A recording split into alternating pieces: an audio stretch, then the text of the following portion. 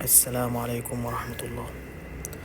سهم سيتي لاب بعد ما عملوا الصعود ده كله.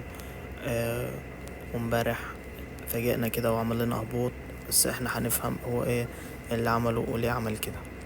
لو بصينا في نص ساعة، فريم نص ساعة، هتبص هنا هتلاقي ان السهم ماشي في موجات دفعة، وهو كده ان شاء الله بيكمل لينا 5 موجات دافعين. لو هنفترض ان كل دي كانت موجة واحد، بدأت معانا من هنا، دي 2، الصعود العنيف ده كله في موجة 3، دي موجة 4، دي موجة 5. تمام. نفصل كمان الموجة 5، يعني شوفنا التصحيح ده اللي هو موجة 4، ده دايما اللي هو تحس السهم هيهبط. تمام. بس بدل ما يهبط يروح يديك صعود تاني، دي اسمها غالبا بتكون موجة 4. وبتتميز كمان ان الماكدي، بص على الماكدي من تحت، تبص على الماكدي. تمام. بعد ما يديك تقاطع سلبي ينزل، يظهر معانا هنا بالأحمر، بعد كده يروح يدينا تقاطع تاني إيجابي. لكن هتبص بعد كده هيحصل معاك انحراف سلبي. هتلاقي ان هنا قمم أعلى وهنا قمة أقل. لكن على السعر هتلاقي ان هنا من فوق في السعر هيديك قمة أعلى، قمة أعلى من قمة. تمام.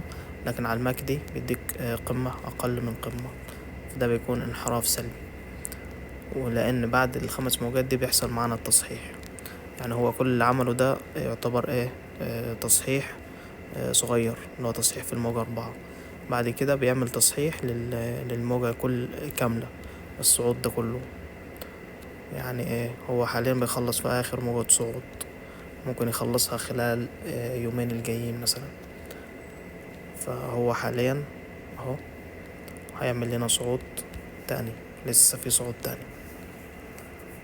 لكن السهم ان شاء الله بالمنظر ده هو هيكون سهم مبشر.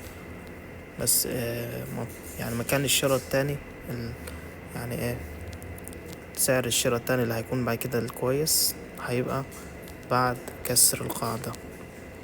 اول ما تلاقي السهم، يعني اللي فاتوا فرصة ان هو يشتري في الفترة اللي فاتت، او ضاع عليه الصعود ده، تمام، او كان مستني السهم يهبط وبعد كده السهم منزلش، فحس طبعا حس بخيبة الامل وكده، فهيضطر يروح يشتري في الاسعار العالية دي. لا، اللي عايز يشتري لسه سيبه براحته خالص، يطلع يكمل 5 موجات دول، اخر 5 موجات، وبعد كده هتروح ترسم له بقى فيبوناتشي على الصعود ده كله، على الصعود الكبير ده كله، وتبدأ بقى تستناه في التصحيح.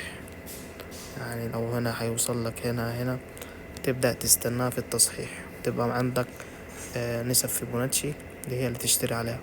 طبعا على حسب ما تنتهي الموجة دي هترسم فيبوناتشي.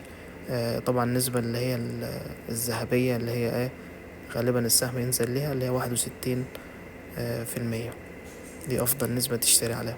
لكن وارد السهم منزلش برضو، ينزل ل50، ينزل أكتر، ينزل أقل، دي مش عارفينها. وغالبا التصحيح بتاع موجة كاملة لازم بيجيلك عند حدود الموجة الرابعة. لو احنا افترضنا ان هي دي هتكون معانا حدود الموجة الرابعة اهو القاعدة، فغالبا التصحيح يعني هيجي في القاعدة، او ممكن يكسر القاعدة ويطلع تاني. فدي ان شاء الله هتكون يعني السعر الشراء الكويس اللي ممكن تشتري بيه خلال المدة الجاية، لو انت عايز تشتري في سيتي لاب، مش في الاسعار الحالية. يعني انت هتبص انه بكرة مصفر، ممكن بكرة مصفر وبعده مصفر، يعني ممكن يستمر مثلا 3 ايام مصفر. تمام. وبعد كده هيعمل تصحيح. اللي فاتوا الصعود ده كله يستنى التصحيح، ما يخشش في الاسعار العالية دي خالص. ما في السهم بيطير للابد، لا، السهم بيطير زي كده، وبعد كده هتتفاجأ انه هو بيترمي تاني وينزل أماكن شراء، هتكون أماكن شراء ممتازة طبعا. بس كده وشكرا.